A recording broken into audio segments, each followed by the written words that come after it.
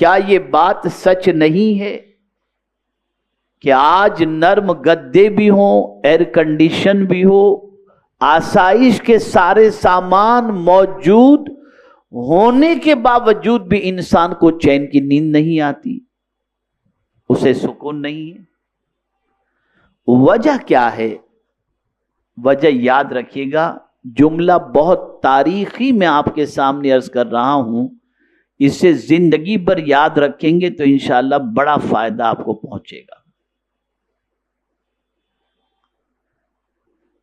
چیزوں سے توجہ چاہوں گا، چیزوں سے یعنی گدا ہو، ایئر کنڈیشن ہو، ان ساری چیزوں سے یا اور بھی زندگی کے اندر جتنی بھی چیزیں آپ یوز کرتے ہیں، ان ساری چیزوں سے سکون نہیں ملتا، ان ساری چیزوں سے سکون نہیں ملتا، آرام ملتا ہے۔ کیا ملتا ہے؟ بولیے۔ سکون ملتا ہے اللہ کے ذکر سے۔ آرام الگ چیز ہے، سکون الگ چیز ہے۔ وہ بندہ جس کو پلک جس کی جھپکتی نہیں، نیند نہیں آتی، نیند کے لیے پریشان ہے، وہ بھی اگر جمعہ کے لیے مسجد میں آتا ہے اور امام صاحب خطبہ دیتے ہوتے تو یوں جھپکی مار رہا ہوتا ہے، یا اللہ اسے اس پنکھے کے اندر وداؤٹ ایئر کنڈیشن والی مسجد میں جھپکیاں کیسے آنے لگی؟ تو جواب دے گا اللہ کا ذکر سکون عطا کر رہا ہے۔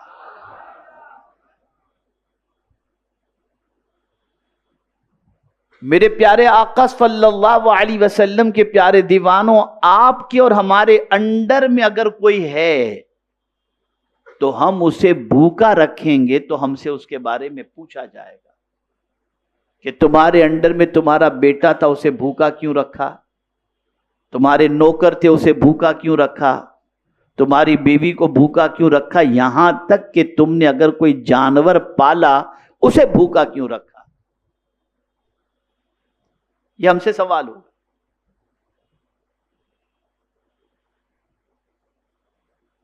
تو اب ہمارے وجود کے اندر بھی ایک چیز ہے جسے روح کہتے ہیں۔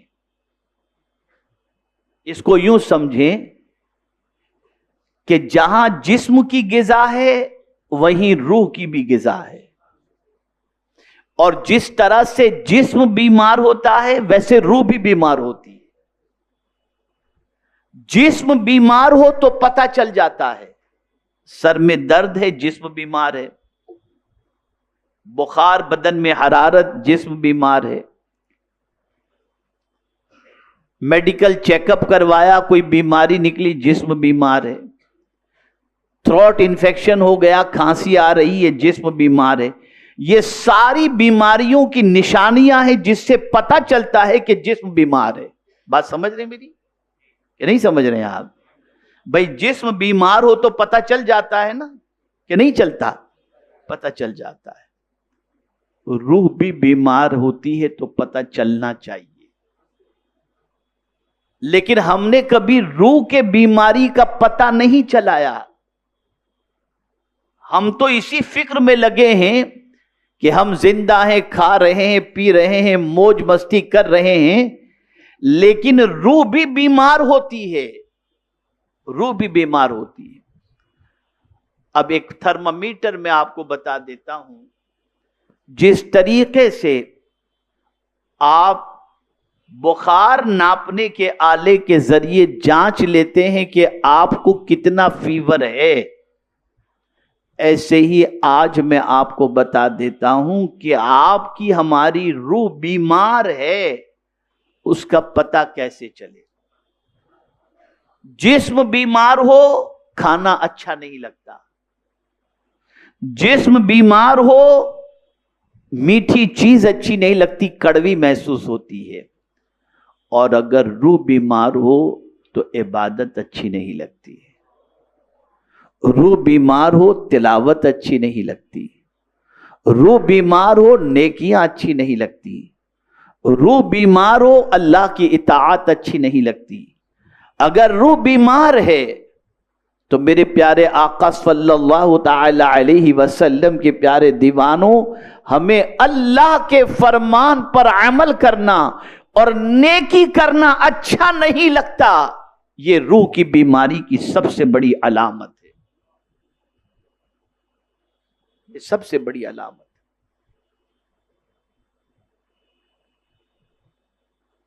اگر کسی کو گناہ میں مزہ آ رہا ہے اور بے دھڑک وہ گناہ کر رہا ہے، سمجھ لو کہ روح بیمار ہے، وہ روح کو مرض کے اندر گرفتار کر رہا ہے۔ اب سمجھیں، جسم بیمار ہے تو اس کا علاج موجود ہے، ڈاکٹر کے پاس جاؤ، پرسکرپشن لکھ کر کے دے گا، آپ کو میڈیسن کے بارے میں بتائے گا، آپ لیجئے کھائیے، آپ کا جسم ٹھیک ہو جائے گا۔ اب روح کا علاج کیا ہے؟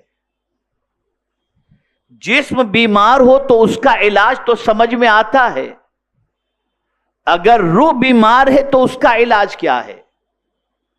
تو جو چیز جہاں کی ہوگی وہیں سے اس کا علاج ہوگا۔ جسم زمین کا ہے تو یہاں کی چیزوں سے جسم کا علاج ہوگا، روح یہاں کی نہیں عالم ارواح کی ہے تو اس کا علاج بھی وہیں سے ہوگا جہاں سے یہ روح آئی ہے۔ تو اب وہیں سے قرآن بھی آیا تو روح کی بیماری کا علاج قرآن ہے، روح کی بیماری۔ اسی لیے قرآن نے کہا وَنُنَزِّلُ مِنَ الْقُرْآنِ مَا هُوَ شِفَاءٌ۔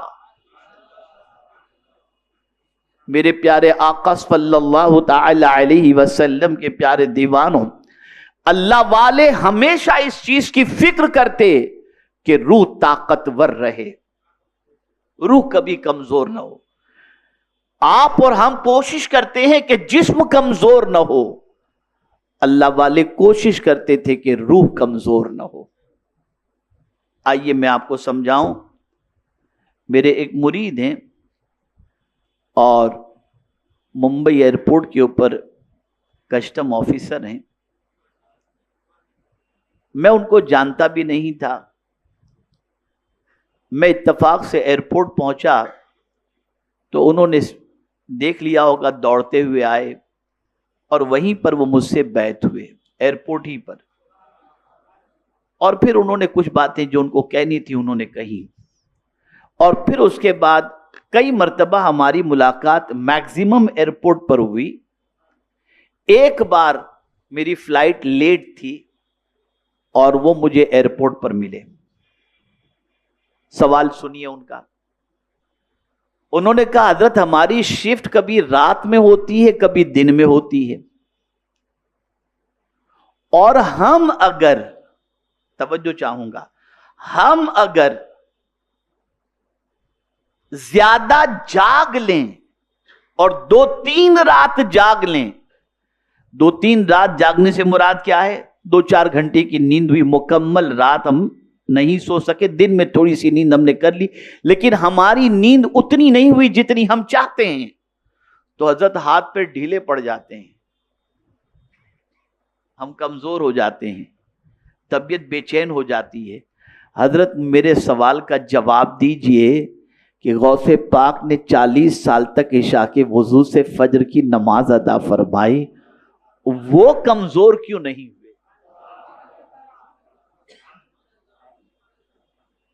میں نے کہا بیٹے سوال تو تمہارا بڑا اچھا ہے، بس فرق ان میں اور ہم میں یہ ہے کہ ہم جسم کو طاقتور بناتے ہیں، وہ روح کو طاقتور بناتے ہیں۔ ہمارا جسم جتنا کمزور ہوتا ہے اس کی وجہ روح کا کمزور ہونا ہے۔